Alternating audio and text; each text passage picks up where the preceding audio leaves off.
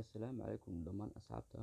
Maanta waxaan baran doonaa sida loogu shubo OS-ka Void Mobilkaga Android qaab deegaaneed ah Graphic User Interface. Inagoo isticmaali doona applicationada kala ah Andronix iyo Termux iyo appka Vncviewer. Andronix baan kasoo qaadan doonaa Void, Termux baan ku shubi doonaa, waxaan ku kicin doonaa Vncviewer. Haddaba waxaan soo furanaynaa mobilkeena, waxaan gelinaynaa appka Andronix. kadib waxaan dooranaa OS-ka Void ayaan dooranaynaa, click baan siinaynaa. Okay, hadda waxaan sii taabanaynaa install ayaan taabanaynaa. Okay, hadda waxaan dooranaynaa desktop environment-ga aan doonayna oo ah Xfce. waan calaamadinaynaa kadibna waynu copy garaysanaa linkiga. Hadda waxaan dib ugu noqonayaa appka Termux ayaan soo kicinayaa. kan appka wuu soo kacay. Okay,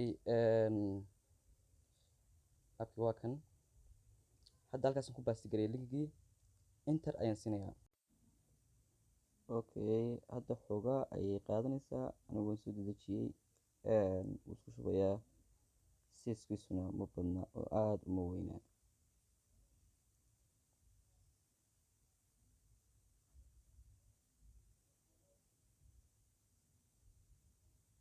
Okay, hadda wuu isku shubay. haddaan dhahno oo aan soo kicino oon dhahno ls aan qoro commandiska ls. Okay, start void.sh baan soo copy garaynaynaa ama waan qoraynaa. waxaan dhahaynaa // baan dhahaynaa, start ayaynu qoraynaa. Okay, hyphen void baan qoraynaa haddana void. Okay, .sh enter baan siinaynaa. hadda wuu soo kacay, clear naga dheh. systemkii void baan ku dhex jirnaa. ls haddaan dhahno okay, Xfce desktop environment-gii permission ma laha. waxaan sameynaynaa chmod baan dhahaynaa 777 waan ka sakanaynaa.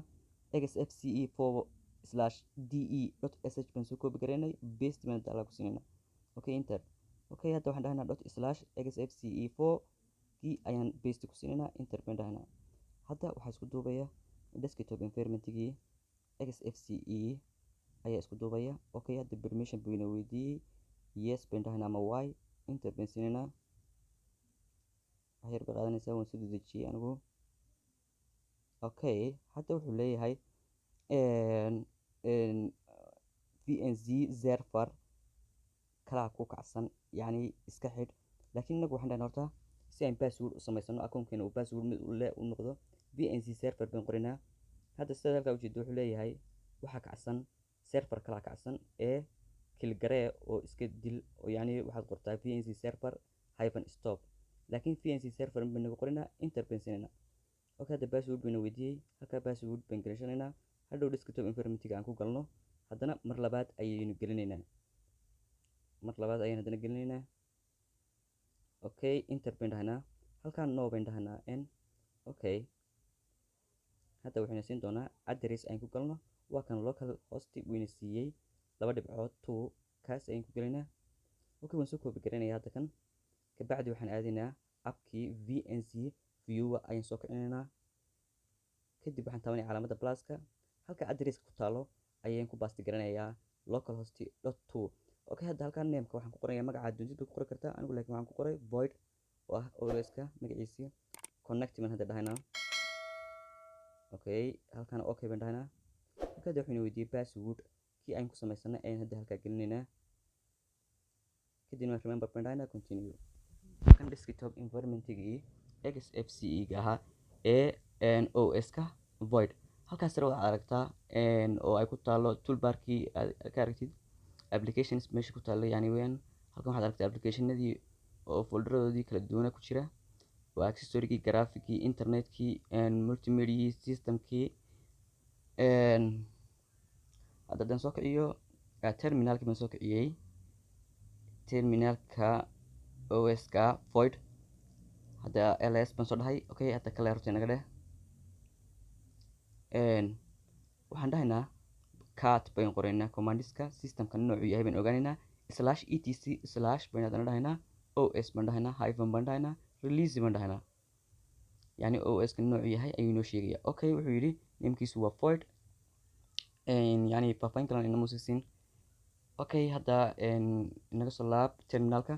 applications haddaan ku noqono waxaad aragtaa application settingkii kuwii ku jiray kuwii accessory ku jiray settingkii hadda waxaad aragtaa application badan baa ku jira accessories kana iyagana application graphic internet multimedia system dana okay hadda terminalka haddaan dib ugu soo noqono oo aan isticmaalno commandiska asaasiga u ah os ka void waxaan isticmaalayna commandiska ah xbbs hyphen install baan dhahaynaa waan ka sikanaynaa haddana minus swin iyo u baan dhahaynaa minus swin iyo u oo ah yacni systemka ayuu update garaynayaa commandiska isaga uu isticmaalay markuu systemka update garaynayo waa xbbs hyphen install ayaad dhahaysaa kabacdina waad ka sikanaysaa minus swin baad dhahaysaa stuna weliba weyn tahay uduna waad ku xigsiinaysaa waa markaad update garaynaysa hadda wis update garaysaad ujeedid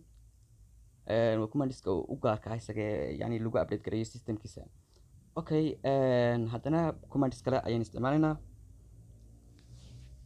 package managerkiisuna isaguna waa xbbs okay hadda waxaan dhahaynaa xbbs hyphen install oo isku dhegsan waan ka sikanaynaa hyphen s baan dhahaynaa stu weyn tahay yani waa markaad iyadana wax soo install garaynayso sta weyn okay waan ka sikanaynaa hadda waxaan dhahaynaa net tools toolka la yidhaahdo net hyphen tools baan qoraynaa net hyphen tools okay hadda waxaan soo dejinaynaa packageka la yidhaahdo net tools okay permission buu weydiiyey yes baan dhahaynaa ama y baan qoraynaa okay enter baan sinina hadda wuxuu soo dejinayaa toolka wuu soo dejiyey sidaad ujeedidba waan soo dejiyaan we okay if config haddaan qoro commandiska ah ee lagu eego netka warbixintiisa marka la ogaanayo waa kan inoo soo saaray ip addresskeenni iyo warbixinteeni kale adigu clear naga dhahda commands kale ayaan hadda isticmaalaynaa waxaan isticmaalaynaa xbbs ayaan dhahaynaa okay hyphen install baan dhahaynaa waan ka sakanaynaa minus swin baan dhahaynaa okay git baan qoraynaa packageka git la yidhahdo soo deji baan dhahaynaa hadda wuu soo dejinayaa packageka git waa kan soo qabtay okay wuxuu leeyahay permissionka isii yes baan dhahaynaa ama y baan dhahaynaa okay wuu soo install garanaya hadda gitna sidaad ujeedid okay hadda gitna way ku dhacday ama yani wuu isku shubay haddana clear naga dheh okay hadda commandis kale ayaynu isticmaalaynaa oo ah commandiska weydiinta markaad weydiinaysid repositoryga void okay hadda waxaan dhahaynaa xbbs hyphen query baan dhahaynaa waan ka sikanay minus r weyn iyo s hadda waxaan dhahaynaa void hyphen repo oo ah repositoryga os-ka void noo soo sheeg waa kan uu inoo soo saaray repositorygiisii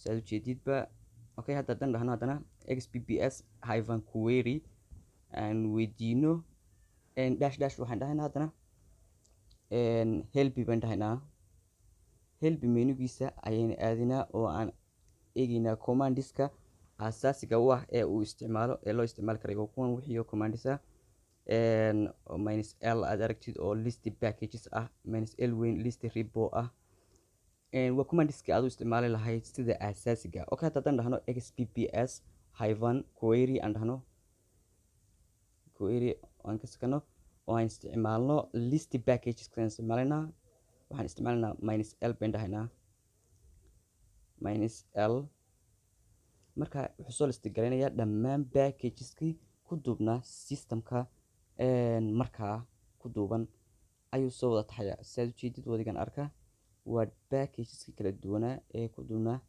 systemka ayuu soo list gareeyey sidaad ujeedidba okay commandiska kalena waad sii isticmaali kartaa kuwii kasta ee aad u baahato waad weydiin kartaa helbigaad ka arki kartaa operating systemkani operating system kale wuu la mid waxba kagama duwanaa waxa weeyaan hadda video playerkiisana haddaan soo kiciyo waa nooc kale isaguna okay inkastoo desktop environmentyadu ay kala wataan ma garanaysaa applicationada kala duwanaantooda haddana waxa weeyaan systemkan muxuu ahaayey void waxa uu leeyahay tuulal u gaar ah oo ka duwan kuwii kale aan ku arki jirnay operating systemyada caadiga ah ee inta badan la isticmaalo iyaguna ee ubuntu debian hadday tahay archi linux hadday tahay backbox hadday tahay fedora marka ujeedadu waxay tahay operating systemkani maxaa loo isticmaali karaa ama uu u gaar yahay oo ma garanaysaa aan u isticmaali karaa marka aan ku shubto waxaad u isticmaali kartaa dhan kastoo aad doonto waxa uu la mid yahay operating systemyada kale la isticmaalo hawl gaara oo marka uu shaqo u gaara oo qabto oo u gaara ma jirto laakiin adiga ayaa wixii aad doonaysid u isticmaali kara oo ku shuban kara tuulashii aad u baahan tahay ama dhanka security-ka haato ama dhanka iyo sida caadiga ah ee loo isticmaalo haba ahaatee adiga ayaa kugu xidhan tahay isticmaalkiisu waxa uu la gaar yahay oo keliya un dee waxa weeyaan qaab isticmaalkiisa oo hadday tahay commandiskiisa sida loo isticmaalayo sida package loo soo dejinayo iyo sida package la isaga saarayo hadda package waan soo dejinay sida loo saarayo commandis kale oo lagu saaraya ayaa jirta oo marka hadda aad helpinka ku jirto oo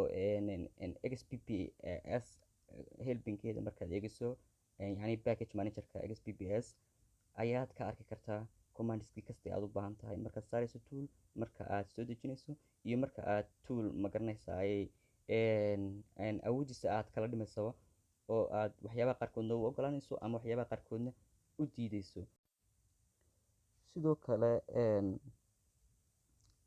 marka aad ku shubanayso toolkan ama yani operating systemkan void mobilada qaarkood way ku kala duwan inkastoo operating system kasta oo lagu shubanayo aan mobil kusoo shubanayno oo casharo hore kasoo baranay oo aan kusoo dhigay ay ku kala duwan yihiin marka aad ku shubanayso mobilkaaga oo mobiladeenu waxa weeyaan xagga architecture-ga way ku kala duwan yihiin marka haddii lacala uu marka aad kusoo install garanayso uu ku diido yani wuxuu diidayaa architecture-gaaga mobilka device-ka nooca architecture-ga uu leeyahay ayay yar diidaya marka maanta intaas ayaan idiin soo bandhigay waxaan filayaa inaad wax badan ka faa'iideen assalaamu calaykum waraxmatullaahi wabarakaatu